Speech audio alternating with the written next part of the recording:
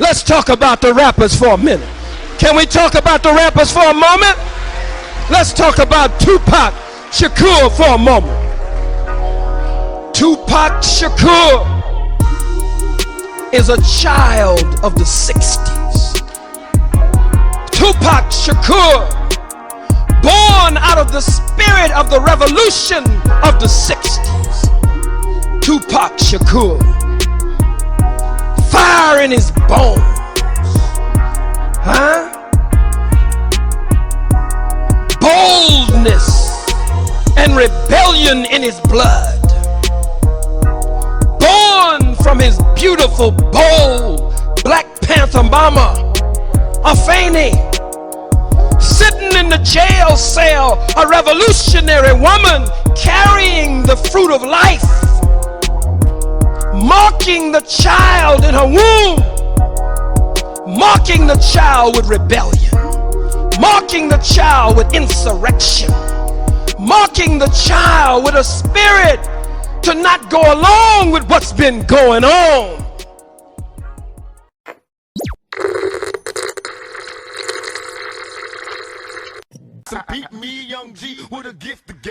Tupac, go ahead and rock now this. I clown around when I hang around with the underground. I mean, you got people coming that never did gangster rap before, because okay, say the records that came out, they was commercial. Now Brenda's belly's getting bigger, but no one seems to notice any change in her figure. The next album, they want to come out, they want to be gangster. Punk ass niggas don't even worry me. See, I got a Glock that say fuck run the block, fuck the cops. I'm gonna be a gangster this record, man. I gotta make myself hard, because that stuff is selling, so everybody jumped on the bandwagon. Never die, be a hustler, motherfuckers, and making thugs out you suckers from the cradle to the grave. I personify every image that niggas fake. I really bring it to them because I looked up to these niggas. It was who was in trouble? Tupac. Tupac Shakur for doing what? For shooting 2 police officers. Now, what are you going to do to top these guys, Eazy-E? Nothing. Stay out of jail. Only Gab can do it like this. Yo, YouTube, what up? It's your homie Gab, I'm in the building. And this is Makaveli Media. Today, I want to get to the bottom with the whole Tupac and Eazy-E situation. So I had to bring out some heavy artillery. I got for you on the line today from the #1 Eazy-E channel on all of YouTube. I got my man Mario from RUTHLESSEAZYE5150. What up, homie? Hey, what's going on, man? What's going on, YouTube? Mario, now look, man, maybe you can help me out. Me and all of the Tupac Nation, we got a lot of respect for Eazy-E. You know, since the days of NWA, you know what I mean? Since straight out of Compton, Eazy-E has, you know, bubbled back on the scene major. And for the life of me, everybody want to know, why didn't Tupac and Eazy-E put out Thug Life through Ruthless Records? Give me your honest opinion. What do you think happened with that situation? Well, my honest opinion is, I think it was a good business deal for Eazy not to put Thug Life out because, for one, Bone Thugs and Harmony went to him in late '93, and that's proven. It's all over. It's documented. They went to Ruthless Records late '93, shot the demo. Eazy liked them. So my point of view is, he's seen a new style, new trend. Thug Life was on the same gangster tip as NWA. Groups like South Central Cartel, you know, Caution, all these groups rock at the time. Bone Thugs and Harmony was just different. And I think that's one of the main reasons, but I think there's more to it that people don't know. Right. You know, because you're an Eazy-E hip-hop historian, you know what I mean? And you know all the backstory to a lot of things, you know, surrounding around Eazy-E at the time. Do you think there was any bad blood or friction between Tupac and Eazy-E? I don't know about bad blood, but probably some friction. I believe so. I believe so. I don't know. What do you think? You know, me and you talked off air, and one of the things you pointed out that I agree with is that you never hear Eazy-E mention Tupac's name doing any of his interviews, and you never hear Tupac mention Eazy-E's name doing any of his interviews. There's got to be something to that. Right. Well, I don't know. My honest opinion, I think there's some friction. I think maybe Eazy was playing off the, I don't know, maybe just seeing Pac as a background dancer from Digital Underground that a lot of people may not know. Eazy went to the video set with Dre, and I believe it was 1990. And he probably just looked at Tupac as a Digital Underground artist, but he never looked at him the same after he changed his image. And I don't know, man. It could be a lot of things. Because Eazy even said on an MTV interview that everybody was jumping on the gangster rap bandwagon. And I'm sure he was talking about Tupac, MC Hammer, Onyx, everybody that was changing their image prior to 3 years prior to that. They were, everybody was on a different tip. So I don't know, maybe it's that, maybe Jada Pinkett. I don't know, it could be a lot of things, man. Now, yeah, that Jada Pinkett, that might have some legs to it. That might actually have some legs to it because, a lot of people don't know that, but they probably do by now. But at the time, they didn't know that, Jada was making her way through Hollywood. And one of her pit stops was Eazy-E. Now, that was like around, 91 or 1990, right? Right, I believe like 91. Wow. Yeah, so yeah, if you definitely look at that same song video with Digital Underground and Tupac, NWA has a cameo in that video, so I definitely know exactly the video shoot you talk about. But as far as the gangster rapism, Tupac's debut album, Tupac Lives Now, Pac had a little bit of everything on that. It wasn't just hardcore. It wasn't just conscious hip-hop. It was complex like Tupac himself, like his personality.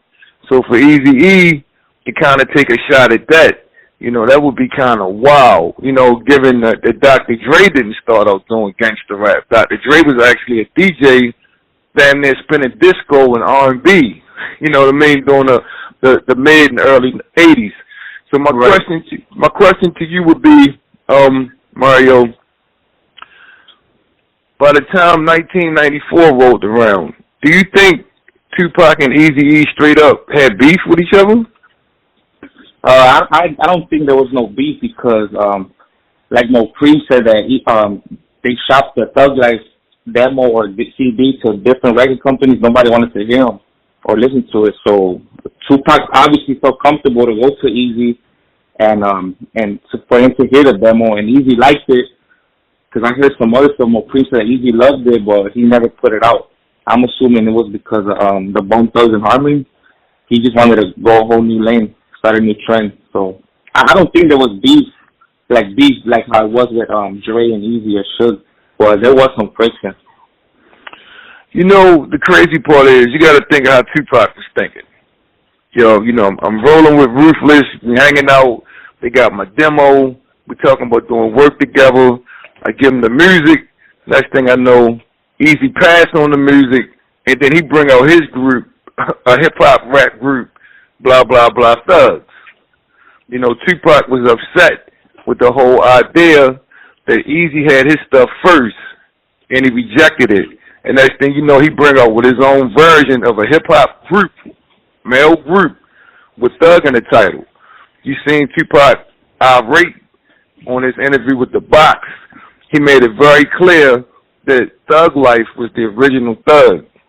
It was no accident. You know what I mean? It was no accident. Tupac put the emphasis on that in that Box interview. So it definitely was some real friction. I disagree in one regard that I do believe that it was heading towards beef. Because I believe if Eazy-E had lived, and Tupac had signed with Death Row, eventually it would have been some beef because you had the whole beef with Ruthless and Death Row Records. And a lot of people don't know this, but Eazy-E was hella cool with Biggie and Puffy. Right.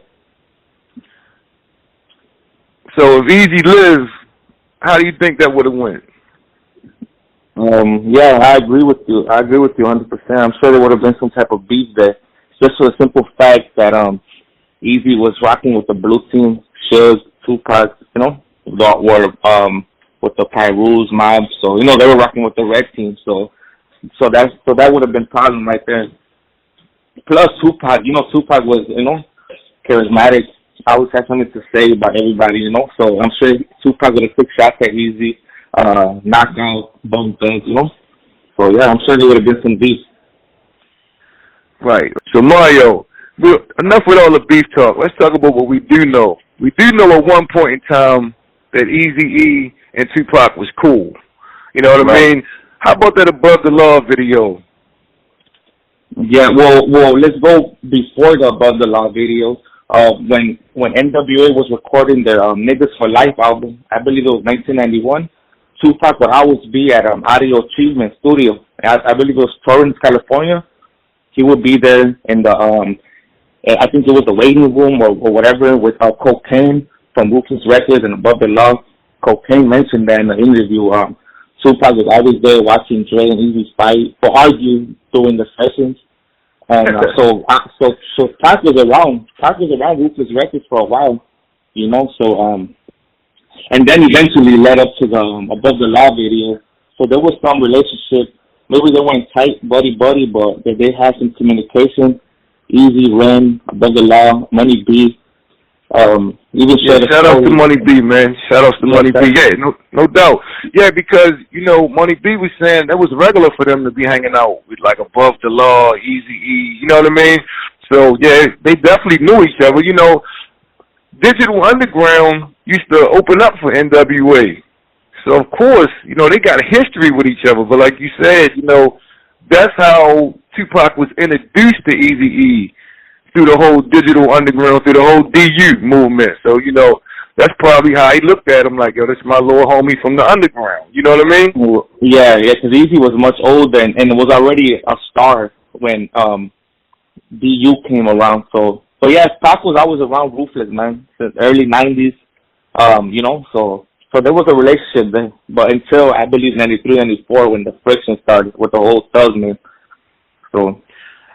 And you know what else people don't talk about?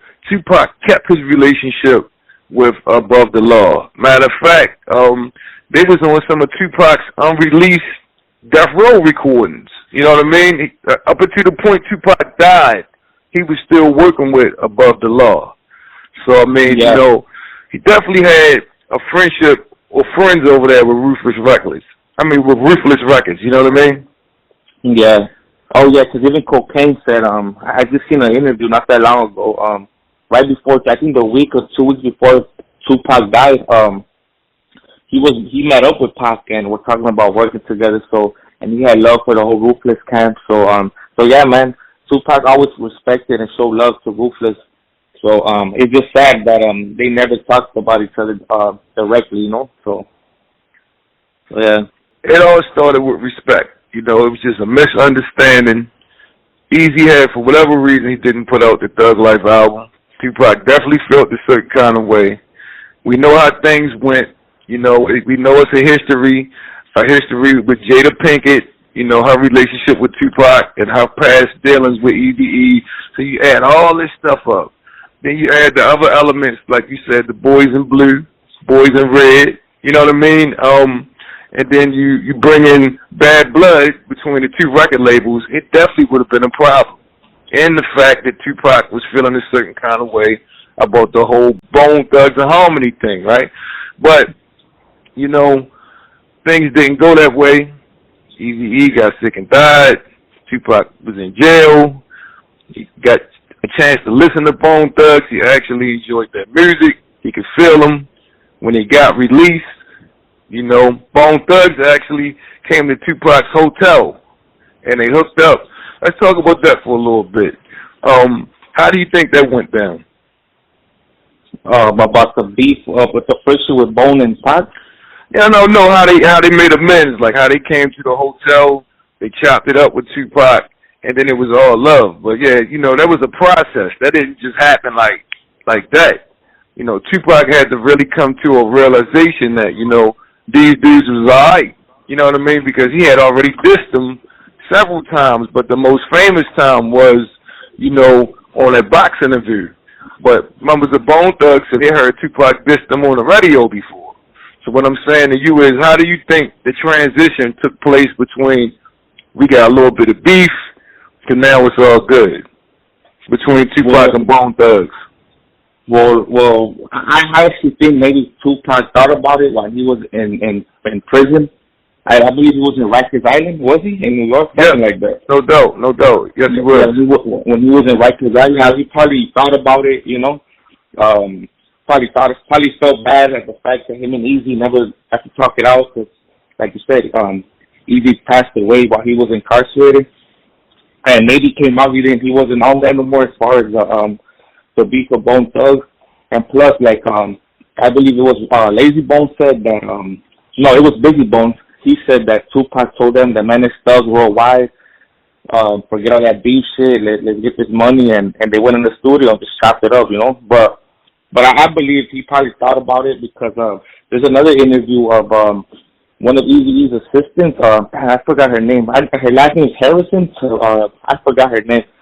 But it was Eazy-E's assistant. She said in an interview that she sent the picture of Eazy Treach from Naughty by Nature. And Tupac, they were at Jack the Rapper in Atlanta. She sent that picture of them three to Tupac while he was in jail when Eazy-E passed away, and said that Tupac wrote her back saying something about Eazy, but I could never dig in and get more info on that. So I'm sure he thought about it. Probably thought it was petty, misunderstanding. So could have been that, man. No doubt. Now, the way Eazy met Biggie and Puffy was in New York, November 1994. And, you know, that was right before the whole quad shooting that took place in November 1994. Do you think Pac would have been mad at Eazy for even having any affiliation with Bad Boy going forward from that point? Because, you know, Tupac was on an enemy. A friend of my enemy is an enemy too. You know what I mean? So, I mean, right. Yeah, I'm just trying to figure out, you know, in Pac's mind, would he have been cool with somebody that he was once cool with, being cool with his now enemies? Like, you know, this goes back to if Eazy had lived. Because, you know, Tupac had a temper. Tupac didn't bite his tongue. And we know Eazy-E was, you know, infamous on the West Coast, but in hip-hop, period. You know, Eazy had a lot of respect and a lot of money. So, you know, could an alliance like Bone Thugs doing a song with Notorious B.I.G., could that have really bothered, you know, Tupac, like I said, if Eazy had lived? Right. Well, we're hypothetically speaking, correct? Right. Absolutely. So, hypothetically speaking, I do think that Tupac would have took shots at Eazy, especially like if Eazy would have lived, you know, the Source Awards. It would have eventually led up to the Source Awards '95. That would have been crazy. Just imagine Death Row, Bad Boy, Ruthless. If Eazy was alive, you see Bone Thugs performance. They were already giving the evil stare at Death Row, so it would have been friction. Oh yeah, of course. Cause I'm sure Eazy was already cool with Biggie, Puffy, a lot of them guys from the East Coast, Naughty by Nature. So yeah, I believe so, man. That would have turned into another problem then. Wow. So look, man, boy, I'm gonna wrap this thing up, man. But for the record, you know, me and you talking. Tupac channel, Eazy-E channel, nothing but respect for you. Love what you do, bro. I want all of my subscribers to go check out RUTHLESSEAZYE5150 with my homie Mario. Mario, anything you want to say before we bounce on up out of here, Flair? Oh, yes, man. I just want to say I appreciate you, man, for reaching out to me. Finally, somebody on your level got to see my channel. You know, I've been out for 5 years, you know. Everybody on my YouTube subscribers, go subscribe to Makaveli Media, #1 Tupac channel. And, hey, hopefully we do some more videos, man. Man, we got to do it, man. Salute to the two legends. Salute to all the hip-hop heads out there. And, man, let's get it. Anyway, yes, sir. It's been a pleasure as always. I'm your homie Gab. I'm signing off. I'm about to hit y'all with the peace.